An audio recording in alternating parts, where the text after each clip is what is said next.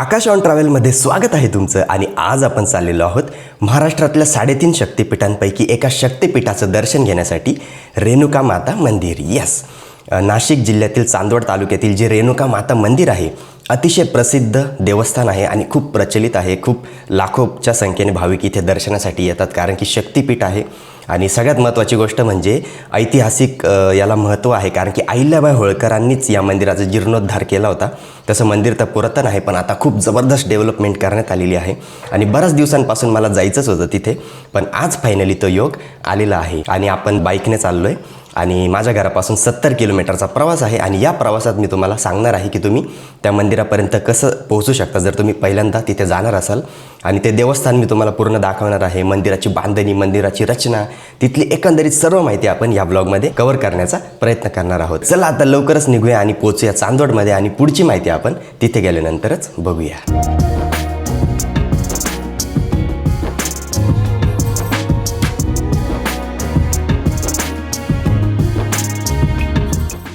तर फायनली मंडळी आपण येऊन पोहोचलेलो आहोत चांदवडमध्ये. आणि हे बघा, हा आहे नाशिक धुळे हायवे आणि त्याच्या इथेच आहे बघा, इथे ही कमान आहे. चांदवड गावापासून आपण थोडंसं पुढे आलो आहे आणि हे बघा इकडे आहे देवीचं मंदिर. तर हायवेवरच आहे त्यामुळे तुम्ही इझिली इथपर्यंत येऊ शकता, असं नाही की तुम्हाला कुठे आतमध्ये जायचं आहे. आता येऊन पोहोचलेलो आहोत आपण रेणुका माता मंदिराजवळ. आणि हे बघा इथे पार्किंगमध्ये आहे मी आणि इथे तुम्ही बाईक गाडी वगैरे पार्क करू शकता. आणि इथून आता आपल्याला खाली जायचं आहे थोडंसं. तर मंडळी आता आपण आलेलो आहोत मुख्य प्रवेशद्वारजवळ. हे बघा इथे आणखी एक कमान आहे आणि इथून आता मंदिराकडे जाण्याचा रस्ता आहे. खरं तर आपण आहे ना मागच्या रस्त्याने आलो, ॲक्च्युअल रस्ता तिकडनं आहे हायवेवरनं, पण आपण वरतून आलो.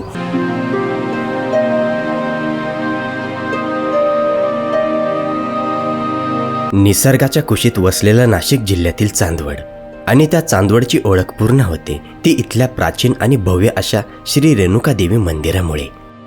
चांदवडच्या उत्तरेला मुंबई आग्रा महामार्गालगत एका डोंगराच्या कुशीत गुहेसारख्या रचनेत वसलेलं हे मंदिर पहिल्याच नजरेत मन मोहून टाकतं. हिंदू धर्मात रेणुका देवी यांना मातृशक्तीचं प्रतीक मानलं जातं. ही रेणुका देवी महाराष्ट्रातील प्रसिद्ध 3.5 शक्तिपीठांपैकी एक मानली जाते. म्हणूनच या ठिकाणाला धार्मिकदृष्ट्या विशेष महत्त्व आहे. म्हणूनच देशभरातून अनेक भाविक इथे येऊन देवीचं दर्शन घेतात आणि आपल्या मनोकामना पूर्ण होण्यासाठी प्रार्थना करतात.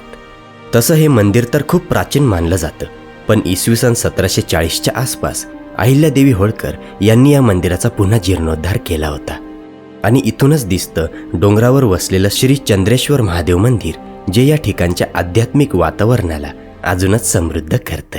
आलेलो आहोत आता मंदिराजवळ. आणि हे बघा प्रवेशद्वारपासून जसं आपण पुढे येतो इकडे ना खूप सारे दुकानं आहेत. हे बघा इथे, तर इथे तुम्ही पूजेचं सामान घेऊ शकता. आणि हे बघा मंदिराचा हा जो परिसर आहे जबरदस्त आहे. तिथे आहे ना चप्पल बूट काढण्याचं स्टँड आहे. आणि हे बघा इकडे मेन मंदिर आहे. तर हे बघा हे आहे मुख्य प्रवेशद्वार. आपण ॲक्च्युली मागच्या रस्त्याने आलो, तर इथून आहे ना त्या पायऱ्या लागतात दगडी, प्राचीन म्हणजे होळकरांनी मंदिराची निर्मिती केली तेव्हाच्या ज्या पायऱ्या आहेत तर त्या प्राचीन पायऱ्या इथे आहे. आणि त्या चढून जसं आपण वर येतो हे बघा मागे दीपमाळ आहे, त्यानंतर या बाजूला सुद्धा एक दीपमाळ आहे बघू शकता. आणि इकडे आहे मेन मंदिर आणि इकडे आहे मेन गाभारा जिथे देवी विराजमान आहे. तर हे बघा तुम्हाला पायऱ्या दाखवण्यासाठी मी थोडंसं खाली आलो आहे. आणि हे बघा अशा पायऱ्या आहेत. तसं या बाजूने जास्त लोक येत नाही कारण की आता प्रॉपर वरती रस्ता केला आहे, म्हणजे डायरेक्ट थेट गाडी मंदिराच्या मागे येऊन आपण थेट खाली उतरून मंदिरापर्यंत येऊ शकतो. मंदिराकडे जाताना मुख्य महामार्गावरून एक छोटासा रस्ता लागतो आणि तिथूनच सुरू होतात दगडी पायऱ्या. या पायऱ्या चढताच समोर उभं राहतं एक भव्य दगडी प्रवेशद्वार, जे आजही चांदवडच्या ऐतिहासिक वैभवाची साक्ष देत आहे. आत एक प्रशस्त पटांगण आपलं स्वागत करतं आणि त्यात उभ्या असलेल्या उंच दीपमाळा मंदिराच्या भव्यतेत अजूनच भर घालतात. आता आपण मंदिराच्या आतमध्ये चाललो आहे आणि प्रवेशद्वारच्या समोरच इथे आहे बघा कासव देवताची मूर्ती बनवलेली आहे. त्यानंतर इकडे समोरच झाड आहे आणि बघा इथे दीपमाळ आहे, ती तर मी तुम्हाला ऑलरेडी दाखवलेलीच आहे. आणि हा मंदिराचा मोकळा परिसर आहे. हे बघा इथे, हे बघा मंदिराच्या समोर ना इथे भक्तनिवाससुद्धा आहे. तर इथे तुम्ही जर लांबून येत असाल तर राहूसुद्धा शकता, पण त्याची बुकिंगची प्रोसेस कशी आहे ते तर आपल्याला माहीत नाही, पण ट्रस्टशी संपर्क साधून किंवा ऑनलाईन चेक करून तुम्ही इथे भक्तनिवाससुद्धा बुक करू शकता. कारण की आता बरेच लोक मी बघितले जे इथे मुक्कामीसुद्धा आलेले आहे.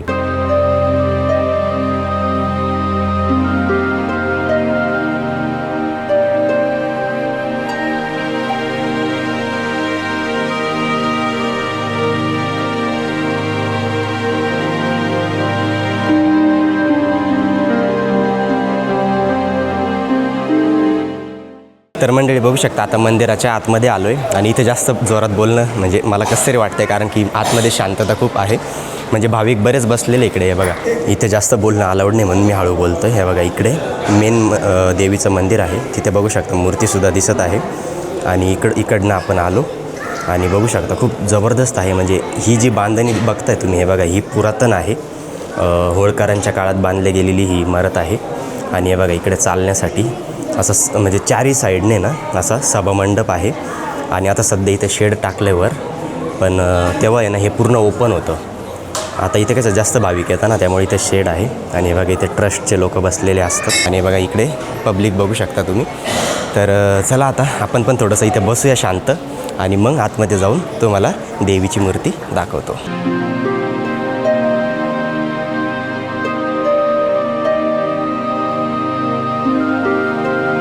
हिंदू पुराणानुसार रेणुका देवी अत्यंत पवित्र स्त्री मानल्या जातात.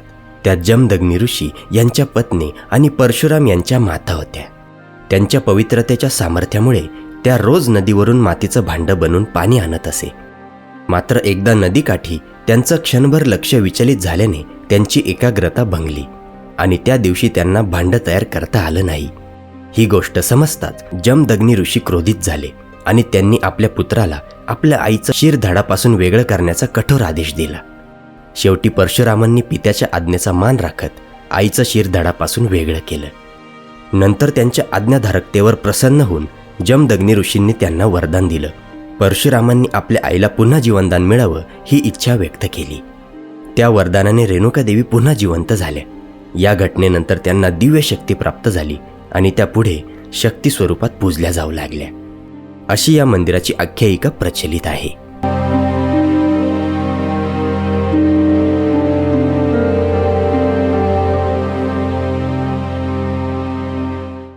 तर मंडळी आता नुकतंच देवीचं दर्शन घेऊन बाहेर आलो आहे आणि एकदम मस्त दर्शन झालं. आणि इथे काही रिस्ट्रिक्शन नाही बाकीच्या म्हणजे ठिकाणी जसं रिस्ट्रिक्शन असतं की पटापट दर्शनासाठी म्हणजे घाई करता आणि 1 मिनटंसुद्धा दर्शन घेऊ देत नाही. इथे तसं काही नाही.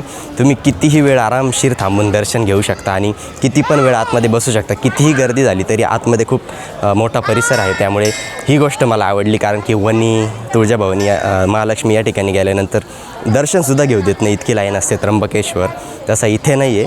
तर ही एक गोष्ट चांगली आहे. आणि इथे बाहेरचा परिसर बघू शकता, अंगण किती मोठं आहे. तर इथे कितीही वेळ तुम्ही वेळ घालवू शकता. फक्त एवढंच की इथे शेड वगैरे नाही प्रॉपर, थोडंसं सावलीला तुम्हाला बसावं लागेल. आणि मस्त वाटलं यार, इतक्या दिवस आपण यायला पाहिजे होतं. खरं तर योग येत नव्हता, पण आज फायनली योग आला होता. त्यामुळे मस्त मनासारखं दर्शन झालं. तर मंडळी जिथे आपण गाडी पार्क केलेली आहे त्याच्या समोरच हे बघा, हे प्राचीनकालीन कुंड आहे. खूप मोठं कुंड आहे बघू शकता. म्हणजे अहिल्याबाई होळकरांनीच म्हणजे त्यांच्याच काळामध्ये या कुंडाची निर्मिती केली होती. हे बघा किती मोठं कुंड आहे. माहीत नाही पण आता सध्या बंद का केले. हे बघा इथं गेट बंद आहे, पण बघू शकता तुम्ही आता पाणीसुद्धा आतमध्ये खूप घाण आहे. कदाचित हे खूप खोल असेल आतमध्ये, म्हणून सुरक्षेच्या दृष्टीने हे बंद करण्यात आलं असेल. पण जर चालू केलं ना हे, तर मस्त म्हणजे थोडंसं याचं संवर्धन वगैरे जर केलं ना, तर इथेसुद्धा भाविक स्नान वगैरे करतील. म्हणजे पूर्वी असंच असेल माहीत नाही. इथे स्नान केल्यानंतर मग खाली दर्शनासाठी लोक जात असतील. तर जर तुम्ही इथे आलात तर हे बघणं विसरू नका, कारण की यालासुद्धा एक ऐतिहासिक महत्त्व आहे.